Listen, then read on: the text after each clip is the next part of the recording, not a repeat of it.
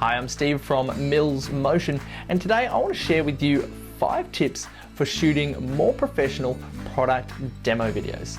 Just recently I had the opportunity to shoot a product demo video for a client, and there were a few things that I discovered that I thought would be really helpful for anyone wanting to shoot their own product demo video. So before we jump into the tips, let's check out the finished product.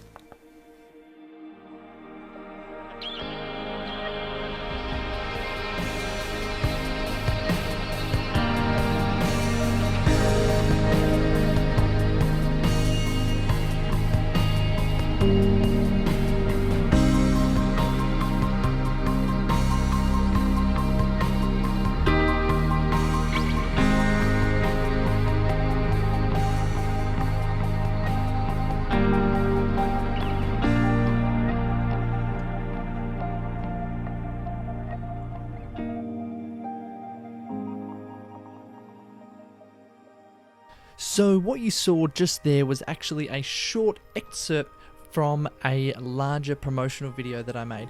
But what I want to show you in this video is how you can shoot really nice professional looking shots just like that for your next product demo video or promotional video. Here are my top 5 tips. Tip number 1, take some time thinking about and setting up your shot. Now in cinema talk, there's a thing called mise en scene. I probably pronounced that completely wrong, but that's the concept of laying out what's in your shot. It's the concept of telling a story from what's inside of the frame. We see this so often in advertising, and anyone can use it. Take this watch for example. What we see inside this watch is not just a watch on a wrist, there's actually a story being told. So what does it make the viewer subconsciously assume? We can assume that it's a man's watch, an expensive watch. We can assume that it's high quality and that it's probably out of my budget. All this has been conveyed without even saying a word. All subconscious. Now we can do the same thing with our product demo videos and our promotional videos. In my product demo video, I was shooting a hot air plastic welder, and therefore I wanted to have a slightly grittier look. I didn't want it to be just completely stark white. So I went and found some wood grain bench and a wood grain Lazy Susan that was gonna really help me get those nice spinning shots, but more on that in just a moment. It's amazing the difference that a little bit of extra effort in thinking about what goes into your frame will make in the final product. Maybe if you're selling a golf product, head out to a golf course and shoot there, or if it's a kitchen appliance, shoot it in the kitchen. Really add some detail to your scene by thinking about the location where you're filming your demo video. Step 2, set up your camera properly for your shoot. So for my shoot, I knew that I wanted to slow down some of the footage in post-production and get some nice slow motion shots. So that meant I had to shoot my footage in 60 frames per second. Next, set your white balance correctly. This is a really simple thing to do, and it's going to make a really big difference to your end shot. Now your white balance dictates how blue or orange your shot comes out, and setting it correctly is going to make sure that you've got the correct colors coming across in your shot, and it's going to really help your product pop and all the richness of the colors come out. And finally, try and keep your ISO on your camera a bit lower. Although increasing your ISO can help brighten up your shot, it can also introduce some serious grain into your image. I did that in my first shoot for this product demonstration video, and it wasn't until I got the footage onto the computer that I realized that the footage was way too grainy and I just couldn't use it. So I had to go back, lower down my ISO and shoot it again, and the footage came up much better. Tip number 3, get creative with your lighting. In general, soft lighting will produce a much more attractive product shot. I used 2 big fluorescent light boxes with these really nice white covers to really soften up and disperse the light. Now because I wanted my ISO down nice and low, I brought those lights in really close so that I could keep my ISO on my camera really low.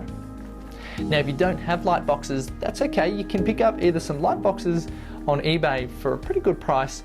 LED lights are also a good option these days. You can also pick up some at a really good price. Or if you're really in a pinch, you can use some painter's lights with some baking paper clipped over the top of it to help distribute the light. Play with your lights and see what looks good for your product. Because I wasn't working with a kitchen appliance, I was working with a hand tool, so I wanted the shot to come up a little bit grittier. So I was happy to let some shadows start to fall to one side of the product and let them stay there. Maybe if you're shooting some sort of beauty product, or if you're shooting like a kitchen appliance or something like that, you might want to introduce some more light and have a really clean shot. That's up to you. Play around with your light, because light can really completely alter the story that's being told from your image. There's one thing to be cautious of when you're setting up your lighting, and that is overexposing your shot. That's when you're going to end up with big white patches in your shot. I've actually got a light here, and that's an example of something that's overexposed. That's fine there, but you don't want parts of your product being overexposed, because it'll mean that you're going to have some really harsh white dots on your product. You can combat that by either diffusing or moving your lights, or by changing the settings on your camera. Now, if you're filming outside, try filming either on an overcast day or in the shade on a nice sunny day. This will help make sure that you get that nice, even, soft light. Finally, step 5, my favorite part, filming. Now, I really like to add some movement into my product demo shots. So I did this a couple of ways. The first one was the Lazy Susan. I really liked that shot, and it's a really easy one to get. I just set the camera up on a tripod and pointed it at my product whilst the product was sitting on top of that rotating Lazy Susan. I gave the Lazy Susan a bit of a steady spin, and we got that really nice rotating shot of the product. Really easy to get. Now for the up and down jib shot, I used my little slider like a mini jib. I just rotated the tripod sideways and moved the camera up and down on the slider rail. And that came up pretty cool too. If you don't have a Lazy Susan or a camera slider, you can still get some really nice rocking in and out shots using just 2 legs on your tripod. And finally, don't forget to show your product in action. I almost forgot this part. I went and filmed all of these really gorgeous product shots, and then when I got back to the computer, I'm like, wow, they look great, but at no point did I actually ever show the product in action. So I went, set up my shots again, and cranked up the tool that I was demonstrating, and actually showed it doing what our customers wanted to do. Now, once you're done filming, it's time to get your footage onto your computer. Personally, I use Final Cut Pro X to import and cut up all of my footage. Once I found all the shots that I liked, I cut them up and put them into a sequence. I added some music and then some light leaks over the top just to make it look really spiffy. So there you have it. There's my 5 tips to shooting more professional product videos. For more information on writing and shooting and editing your own promotional videos, subscribe here at Mills Motion, or head over to millsmotion.com and drop your email address and subscribe to my newsletter. That's where I share all of my best content. I'm Steve from Mills Motion. Thank you so much for watching.